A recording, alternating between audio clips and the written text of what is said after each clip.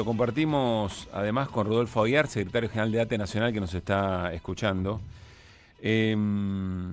Dice Infobae, cuenta Infobae, el título es el siguiente: ultimátum del gobierno a los gremios por aerolíneas. El viernes deberán presentar una propuesta o cierra la empresa.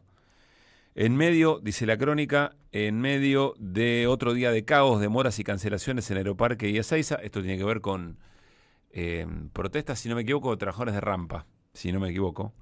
El gobierno le lanzó un ultimátum a los gremios aeronáuticos. Si para el viernes no presentan un plan para que Aerolíneas Argentinas funcione sin conflictos, Javier Milei pedirá que la compañía entre en un plan preventivo de crisis que derive en su cierre definitivo. Se pone muy difícil. Aerolíneas, no sé si va a ser el viernes, pero que el gobierno está decidido a eso ya lo sabemos. Bueno, me llama la atención porque Cirelli, uno de los secretarios generales de uno de los gremios que venían trabajando juntos, se corre porque dice algo así como: haciendo lo mismo no vamos a tener mejores resultados, y da a entender como que una confrontación así directa le termina dando argumentos al gobierno de Javier Milei. Un tema interesante para analizar. A ver, lo saludamos a Rodolfo Aguiar. Rodolfo, ¿cómo estás? Pablo Caruso, Néstor Restivo, en Que Vuelvan las Ideas. Saludamos. Muy bien, un saludo para todos. Gracias. Por supuesto, vamos a charlar sobre la Jornada Nacional de Protesta convocada por ATE para mañana jueves. Pero te pido una reflexión sobre lo que escuchaste. Capaz que tenés más información o no, pero una reflexión sobre lo que está planteado alrededor de aerolíneas, que es una manera. La pregunta sería por el modo en que el gobierno avanza sobre la acción gremial también, ¿no? Sí, yo lo primero que se me ocurre decir es, si nos miramos solo el ombligo, vamos a terminar siendo funcionales a nuestra propia degradación como clase trabajadora. Por lo tanto, sí, me animo, aunque no formo parte del sector, por supuesto, a tener una opinión sobre aerolíneas. Tenemos que dejar de perder el tiempo. ¿Para qué sirve? ¿Para qué me sirve tener un sindicato si el sindicato no lucha?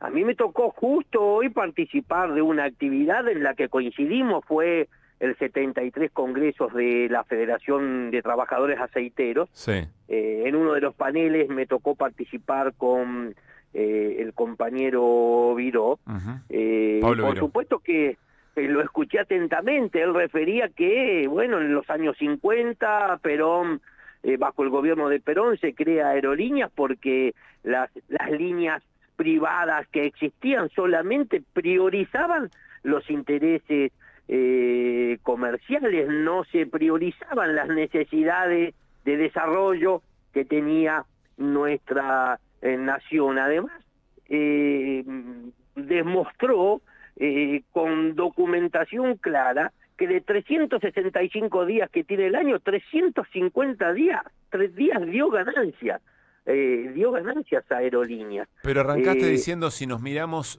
si solo nos miramos el ombligo los dirigentes gremiales, ¿qué es lo que estás diciendo ahí? ¿Vos decís que falta solidaridad intersindical respecto a Aerolíneas? Yo quiero que me refiero a esta novedad que con mucho trabajo se empieza a construir y tiene que ver con un frente sindical de resistencia que permita ponerle un freno a las políticas de entrega del gobierno nacional. Yo creo que es lo que empieza a ocurrir. No solo aparece el proceso de reunificación de las dos CTA como imprescindible, sino que también con independencia de las centrales obreras de las que formamos parte muchos sindicatos, nos empezamos a encontrar bajo una idea común. Y yo quiero decir que la semana pasada, esa coincidencia que tuvimos, en este caso los estatales, con el sindicato del transporte, los sindicatos del transporte, nos permitió llevar adelante en estos meses, yo le diría desde el 10 de diciembre hasta acá, tal vez una de las medidas de fuerza que tuvo un mayor consenso, no solo en los trabajadores, sino en toda la sociedad. Hay una sociedad que comienza a advertir la estafa, comienza a advertir que fue engañada sus condiciones de vida se deterioran de manera grave y se empieza a ver reflejada entonces en los distintos reclamos sociales que se llevan adelante. A ver, no quiero quitarle tiempo. Ahora volvemos sobre esto, Rodolfo. No quiero quitarle tiempo a la jornada. Me resulta muy interesante la charla que estamos teniendo en este tramo. Mañana jornada de protesta a nivel nacional. Hay una movilización con 3 paradas en la ciudad de Buenos Aires. Danos un contexto de eso y ahí seguimos desde la mirada más amplia. Sí, yo digo, la última paritaria en la administración pública fue escandalosa. Un acuerdo que empezó a conocerse algunas horas antes de que realmente se lleve adelante la negociación salarial en el ámbito del exministerio, ahora Secretaría de Trabajo. Sí. Es un acuerdo que se celebró escondida, sin lugar a dudas, fuera de todos los ámbitos institucionales y mediante el cual se aplicó una rebaja salarial sin precedentes en el sector público. Por eso, desde ATE llamamos a seguir multiplicando las protestas y preparar una nueva medida de fuerza general. En el caso de la jornada de mañana, vamos a comenzar muy temprano a las 9 de la mañana frente a la legislatura porteña para reclamar que las enfermeras y los enfermeros finalmente sean incorporados a la carrera administrativa. A las 11 en el Ministerio de Hacienda también de la ciudad de Buenos Aires y a partir de las 13 en el Ministerio de Economía de la Nación, porque aunque el gobierno de Milei hable de la baja de la inflación o de cierta estabilización de los índices macroeconómicos, lo cierto es que eso no se traduce en una mejora de los ingresos. La estructura de gastos mensuales que tienen las familias en la Argentina sigue en aumento. El incremento de los combustibles, las tarifas de los servicios y los alquileres tienen un efecto acumulativo y cada vez comprenden un mayor porcentaje, un porcentaje más alto de los sueldos de todos los empleados públicos. Claro, no es que los precios bajan, es que aumentan más lento, pero se acumula con todo lo que aumentó. Sin lugar a dudas. Por eso yo digo que hay un debate que está absolutamente abierto. Se va a cumplir el primer año de la gestión Milei y ya podemos conocer con claridad quiénes ganan y quiénes pierden con estas políticas que se implementaron en la Argentina durante los últimos 12 meses. Basta revisar los balances de las empresas más grandes que cotizan en la Bolsa de Comercio en nuestro país. Esos balances se convierten en una prueba irrefutable de los ganadores y perdedores. Son empresas de sectores claves como hidrocarburos, telecomunicaciones, las alimenticias, porque alguien dirá, pero si el consumo baja, ¿sí? Baja el consumo, pero estos tipos te siguen aumentando siempre por encima de la inflación. Los laboratorios, los bancos quintuplicaron, es decir, multiplicaron hasta por 5 sus ganancias, mientras que, como contrapartida, ¿qué ocurrió? Los salarios, las jubilaciones, los ingresos de la clase media y de los sectores populares se derrumbaron, están por el piso, tenemos que frenarlos. Rodolfo, Néstor Restivo te saluda. Para volver un poco a la charla del principio, el caso de Aerolíneas, el caso de ATE, en las medidas de fuerza que se discuten en la Asamblea, en los sindicatos, ¿en qué medida se puede incluir más, comprometer más a los usuarios, ¿no? Que muchas veces se pueden sentir afectados por esas medidas?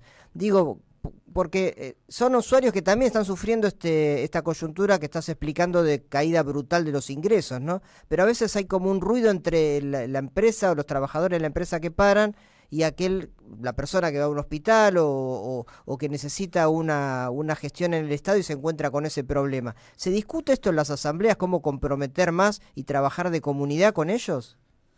Sí, yo creo, primero, cada vez menos ruido. Yo cuando me refería al consenso social que están teniendo las medidas de fuerza, es que por primera vez vi la semana pasada, primero que la gente en la calle se está animando a hablar más. Antes usted le ponía un micrófono a alguien que estaba esperando un colectivo y no quería hablar. El miedo que había logrado imponer este gobierno nacional de extrema derecha, bueno, alarmaba, nos preocupaba mucho. Ahora ya la gente habla, primer dato. Segundo dato, no lo había visto con anterioridad. ¿Qué decían las personas que eran consultadas? Decían, ¿usted cree que esta medida del transporte a usted lo va a afectar? Sí. ¿Está de acuerdo con el paro? Sí, respondía.